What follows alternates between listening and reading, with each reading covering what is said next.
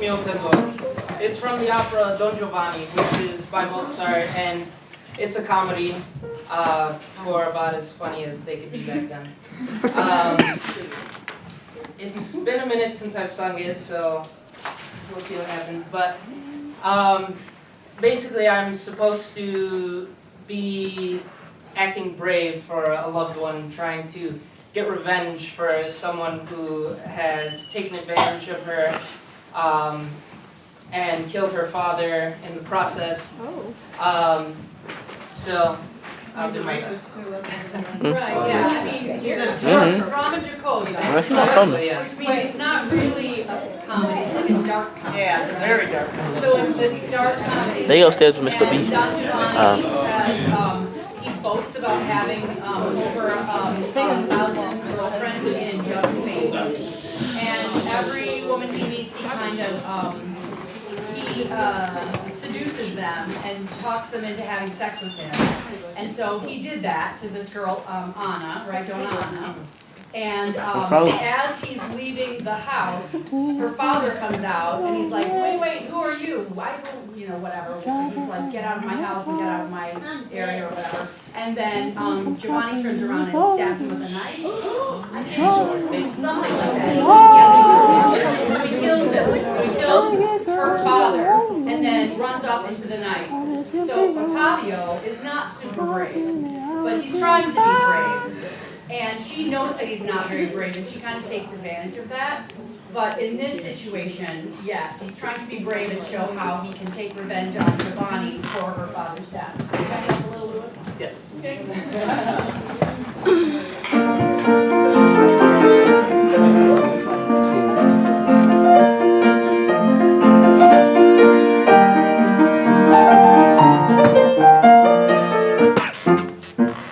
Il mio tesoro intanto andate a consolar e del cielo il pianto cercate di asciugare, cercate di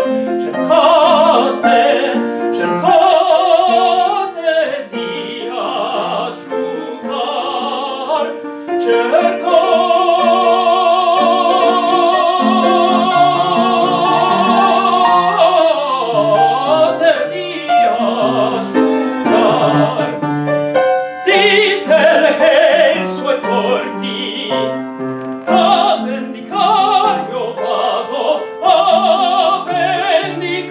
io vado, che sol di strage a morti non ci voglio tornar, sì, non ci voglio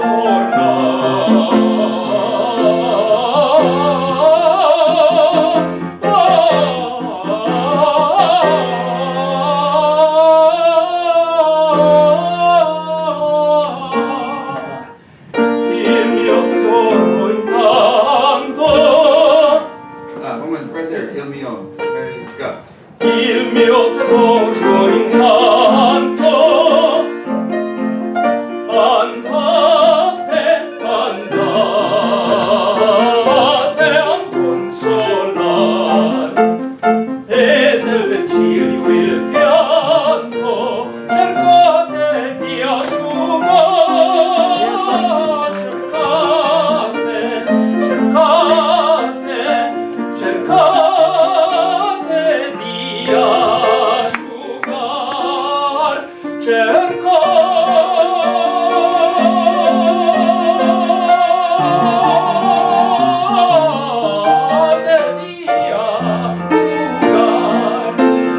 ditele che i suoi torti a vendicar io vado,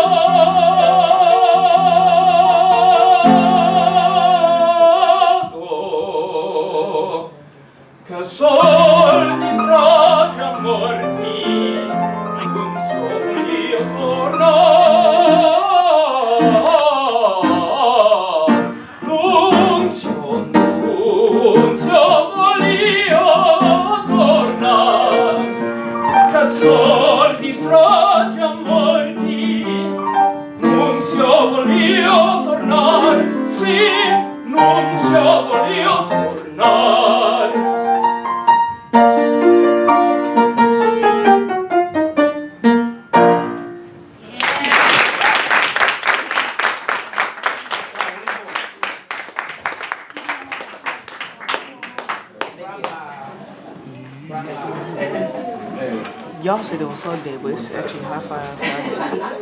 I said I brought the I brought the French one. Boy, I made hug day up, boy. Fuck Mr. Tabari.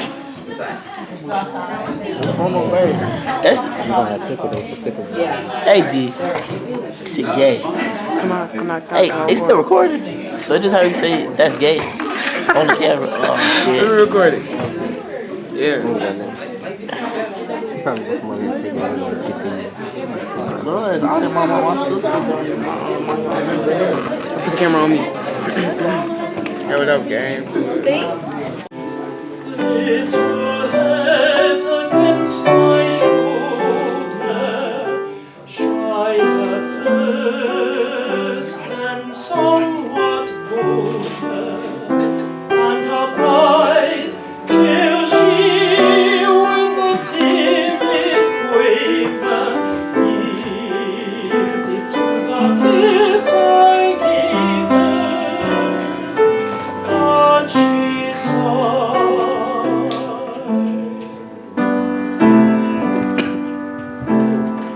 that there mingled with her feeling some sad thought she was concealing. It implied not that she had ceased to love me.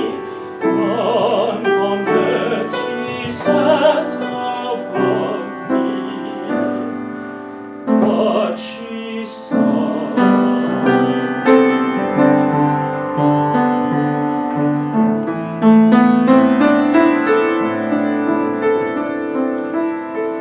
She could not disguise her passion,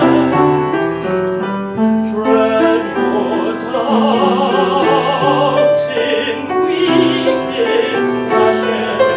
If she tried, nothing seemed to hold us sundered. Hearts were victors, so I wondered why she sighed.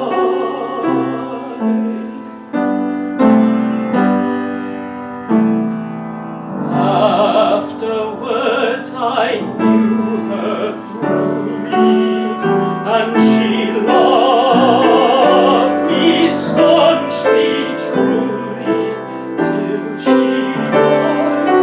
But she never made confession. Why at that first sweet concession she had sighed.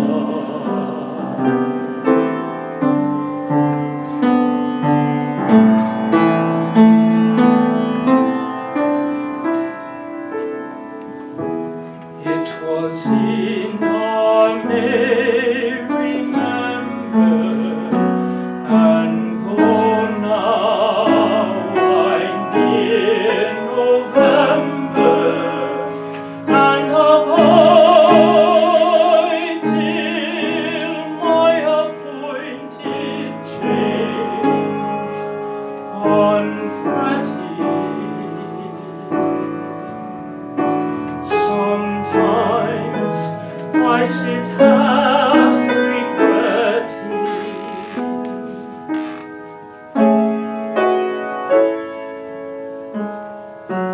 but she sighed.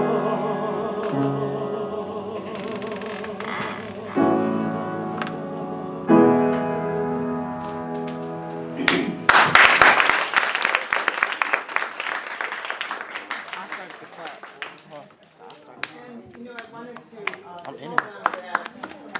Let's see, you're finishing your sophomore year, right? Junior. Junior year? Oh, Okay. okay, so you started working and earning some money as a singer like, what, 2 years ago? Or 3 years ago? Well, actually,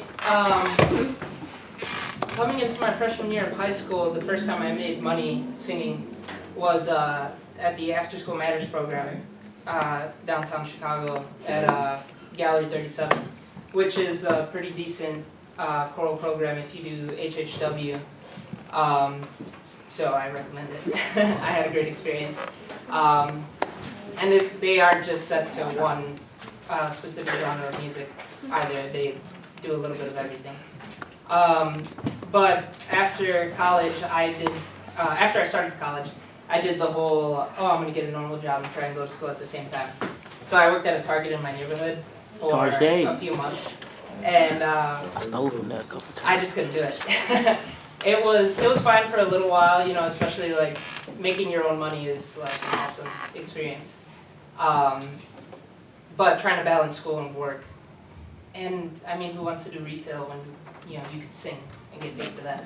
So I started singing in church choirs.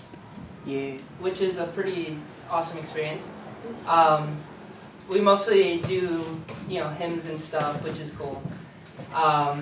But still, there's something about making money for music that you put work into, and singing, which is just an awesome experience. So I started doing that when I was a sophomore in college, and since then, I now work at 2 churches. I'm looking to do more, and I was also in a choir with Miss Klopek called the Chicago Choral Artists. And Miss Shannon. And Reaver. And Reaver, yeah. So So you can make some money you while you're can in make school. money while you're in school. If you go to your voice lesson. And Louis always went to Louis. That is true. If there's anything like your voice lessons are, if you want to be a performer, your voice lessons are extremely important. My experience here at ChiArts, especially early on, was frustrating for a lot of reasons and at many moments. I knew that I wanted to be a singer, I wanted to perform, I wanted to be better than the guy sitting next to me. I'm extremely competitive. And in order to accomplish that, I needed to focus on my instrument, and Miss Klopek helped me do that. With her guidance, I auditioned just for 2 schools. One of them gave me a full ride based on singing. The other one gave me their highest music scholarship to attend. That is the one that I chose. So, yeah, your voice lessons are super important. What was school? 2 schools? And like what school? Which one do you go to now? It was Northeastern and North Park University that gave me the opportunities. I took North Park. I have one regret that I'm not super, worried about though. During my senior year, I started losing confidence in myself. I didn't think I was that good. But I made him sing anyway. She did make me sing. And so in that, when I was looking for colleges, I had made this huge decision to not audition for music. And then I did a competition. And then you yelled. Yeah. For which a lot of people supported me. The classical singer Oh, they're not very nice competition. either. Those people, they're not very nice. They're- Miranda did that last year, and they were horrible. You went to San Antonio. It's super like It's cutthroat. very hard, it's very hard. But I made it to the first round was at North Park University.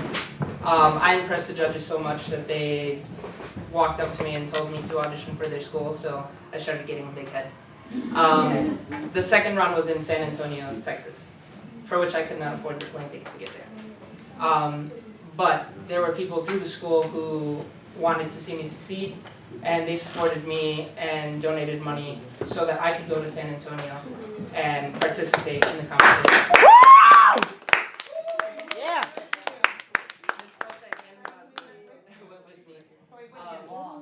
Yeah. And better yet than just making it to the second round and participating, I also made it to the semi-final round in that competition. I sang a song called Una Ora Amorosa by Mozart from his opera Così fan tutte. And they had me sing at 10 o'clock in the morning. And at that moment I had decided that I wasn't going to win. Just because, being a tenor, singing an A at 10 o'clock in the morning is absolutely ridiculous. You should get up 3 hours before you do any singing. That is the thing that you need to do. If you're going to sing, you need to be awake for at least 3 hours. And warming up. And warming up. Or else you will not do successful singing. So I didn't make it past the semifinal round, but that was big for me. And the impression I left on my judges, I ended up deciding to take 2 schools and audition for them, and they responded to my singing very enthusiastically. So I wish I had auditioned for more schools, but at the same time, the opportunities that have come my way, the experiences that I have been incredible. And I am a musician, and I love being a musician.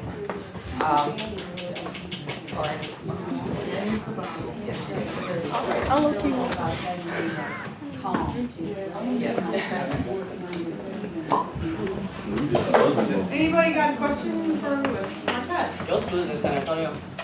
No. My school's here in Chicago.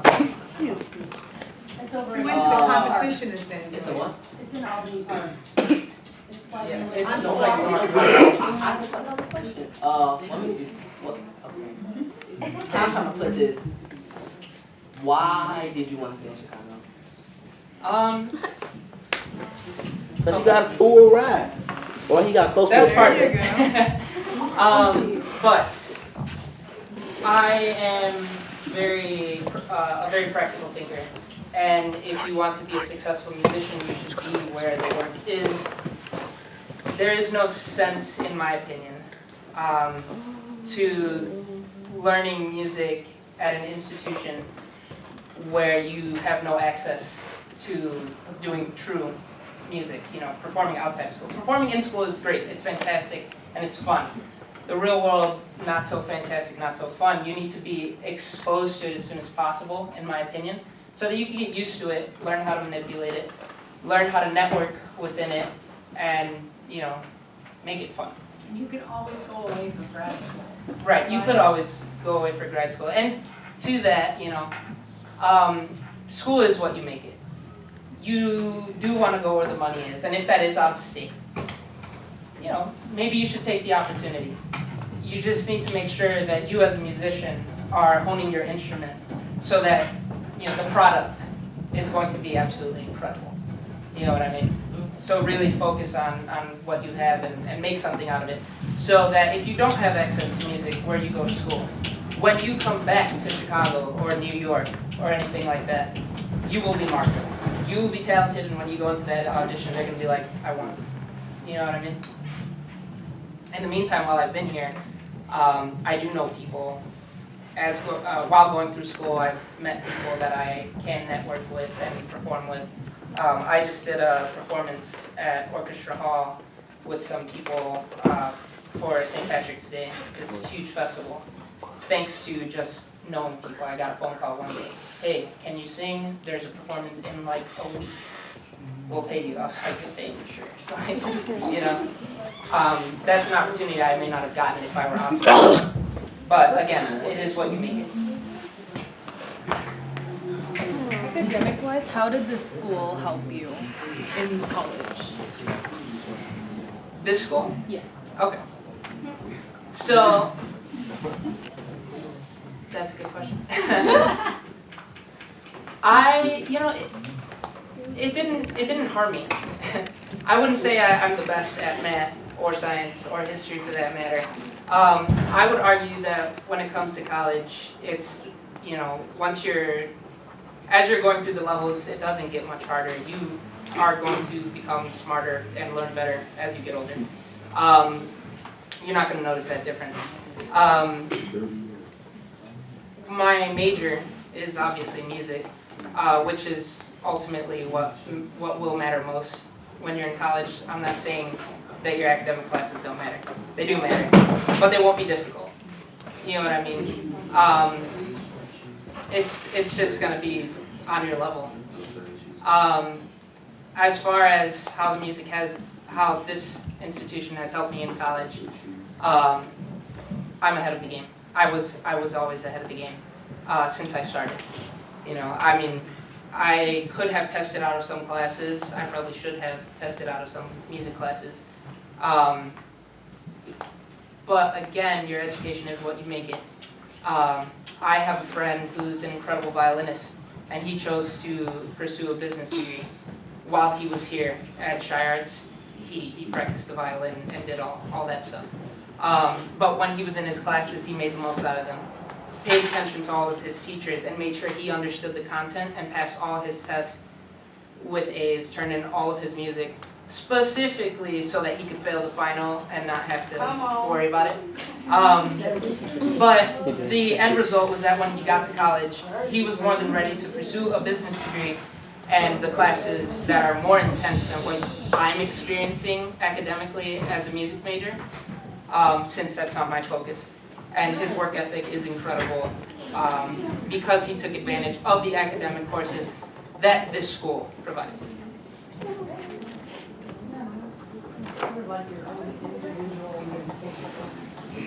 Yeah, I can't possibly stress how your education is literally going to be based on what you make out of it, not so much, you know, what they give you.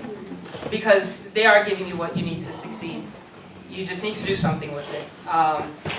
I mean, the best example I could possibly give is I have a sister who grew up with me in a neighborhood not too far from here, and we went to a school that was absolute garbage.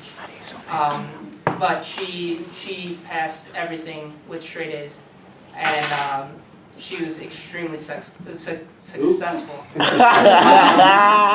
To the point where she did something that most people, you know, my age could only dream of.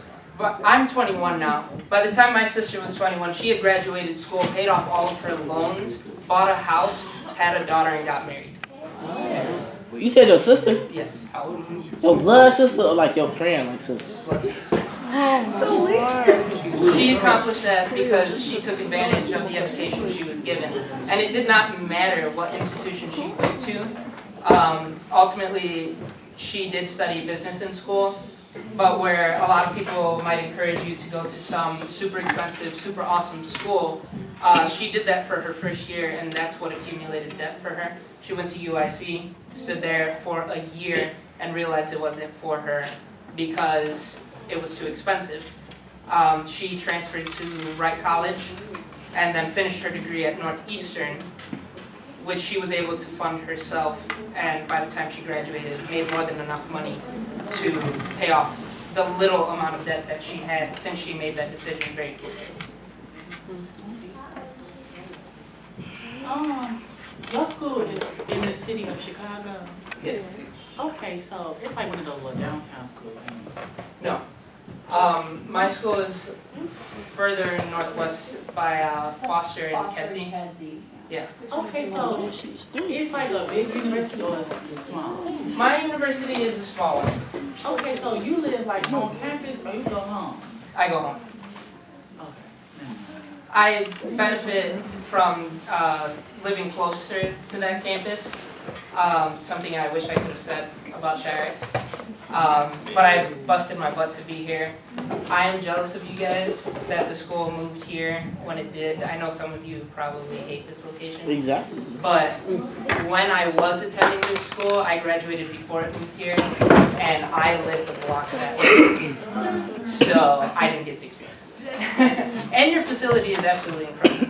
I mean, I've seen the black box and the galleries and whatnot. We didn't have that. We didn't have any of that. We went to school in like a prison. It was literally, yeah, it was awful. It was literally a box. We joke about this all the time. It was a box with narrow windows on the outside that faced, you know, the world, and only windows facing the inside, which had our own little courtyard. I mean, it was very prison-like. But at the old facility, like, was all of like the Subway and the Dunkin' Donuts, was all that still right there? Yeah, which was cool, but I'm just saying. So was it still like that?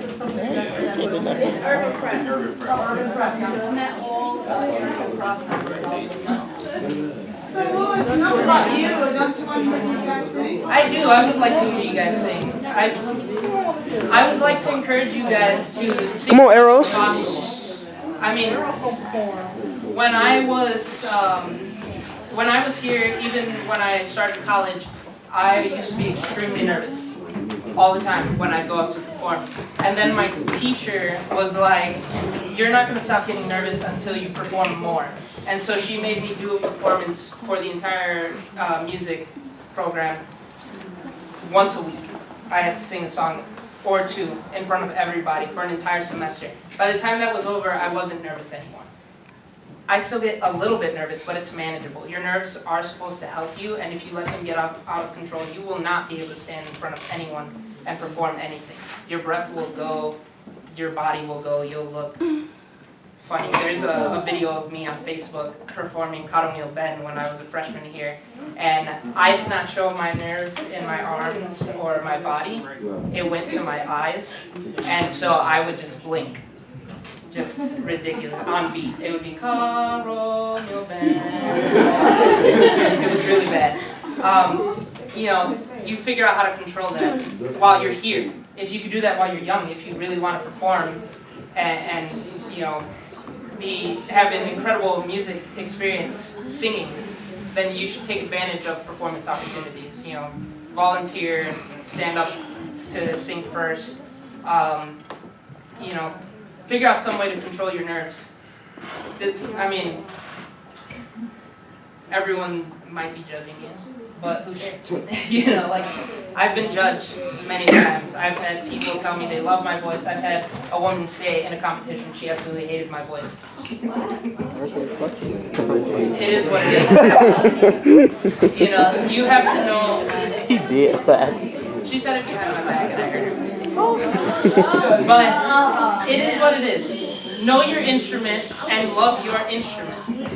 You know what I mean? Because 100 people could come and tell me that they hate my voice. I don't care. I know that I feel like I'm good at what I do.